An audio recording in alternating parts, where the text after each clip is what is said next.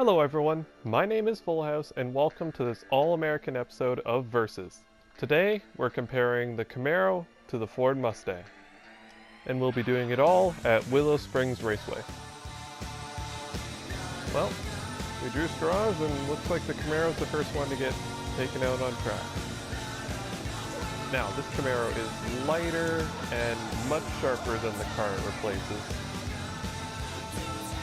This thing actually handles really good, and well, look at the thing. It's menacing. So, let's take this thing through track though. Let's see if the Mustang has anything to worry about. Alright, so the tail, it seems pretty tail happy. But it's okay, nothing really to worry about there. In fact, oh yeah, okay. Yeah, that's what I get for trying to show off. This is still a big V8 rear-wheel drive American muscle car.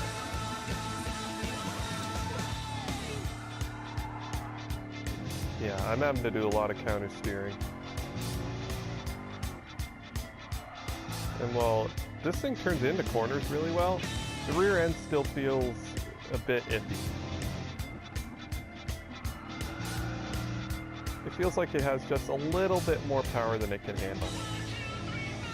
That's not a bad thing about it. It makes this thing fun. Of course, I need to get some heat in the tires as well, so. Yeah, for the most part, this thing feels pretty nailed down. That was my fault.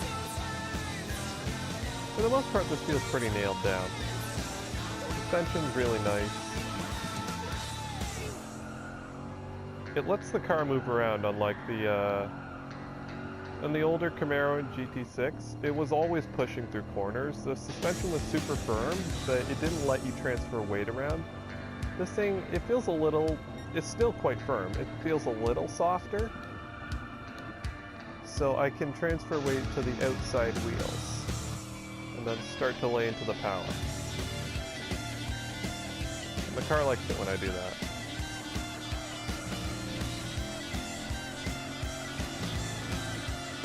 Yeah, being too jumpy with it, this thing will bite you. And I'm still catching the tail a lot.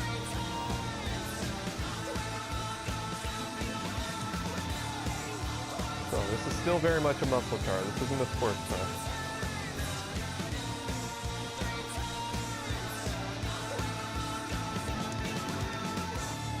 It's not slow though. Yeah, the Mustangs have to be pretty darn good if it wants to keep up with this. As far as I know, Mustangs are not that great in the corners. So, who knows? I haven't actually driven a bone stock version of that Mustang yet, so. I guess there's no better time than the present to see if that thing can keep up with this. Alright, the big American cowboy. So this thing has three main things going against it.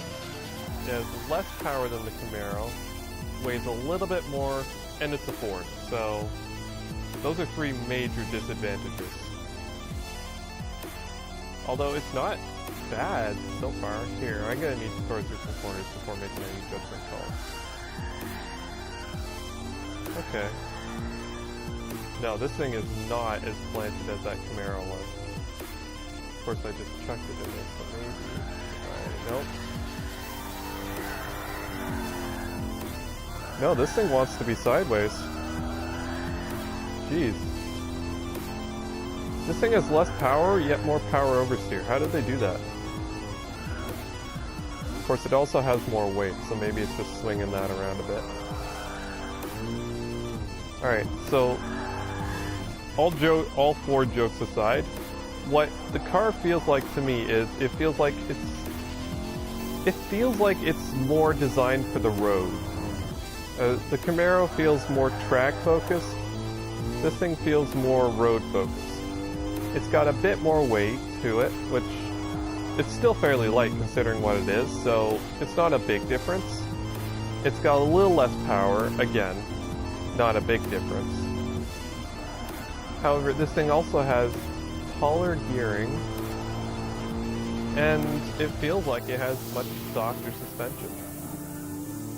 Which is why the back end keeps coming out on me. Yeah, I hardly did anything to provoke it that time. Yeah, no, this thing is tricky to drive. I feel like it'd be good if you mastered it, but that's gonna take a lot of driving.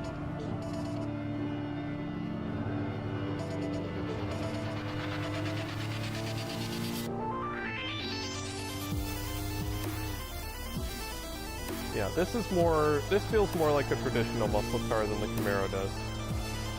It's bigger, heavier, and softer.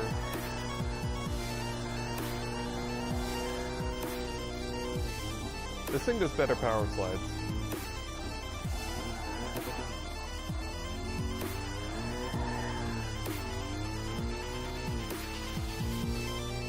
I'll be amazed if this thing keeps up with the Camaro.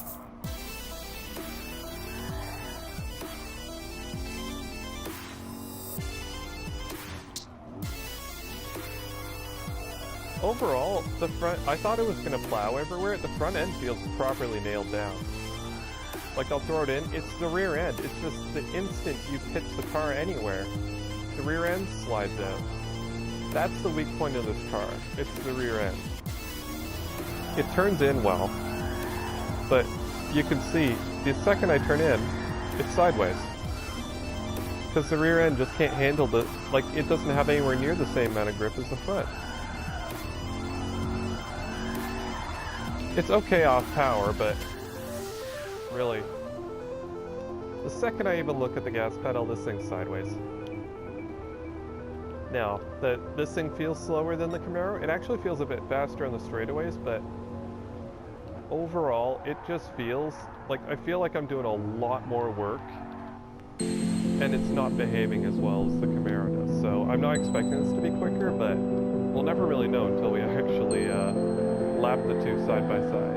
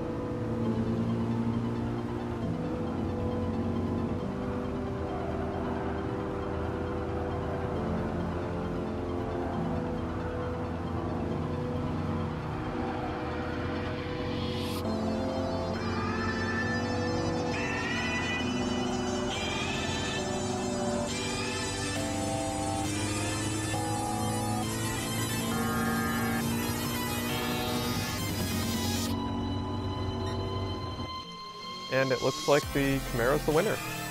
Now, it's pretty predictable. The Camaro's more well set up, it's got more power, and it weighs less too. I think because the Mustang came out first, Chevy had some time to work on their Camaro to make it beat this car. And, well, they did. It absolutely slams the Mustang pretty much everywhere on the course. And that's all I got for you. I hope you guys enjoyed, and I'll see you in the next one. Bye-bye.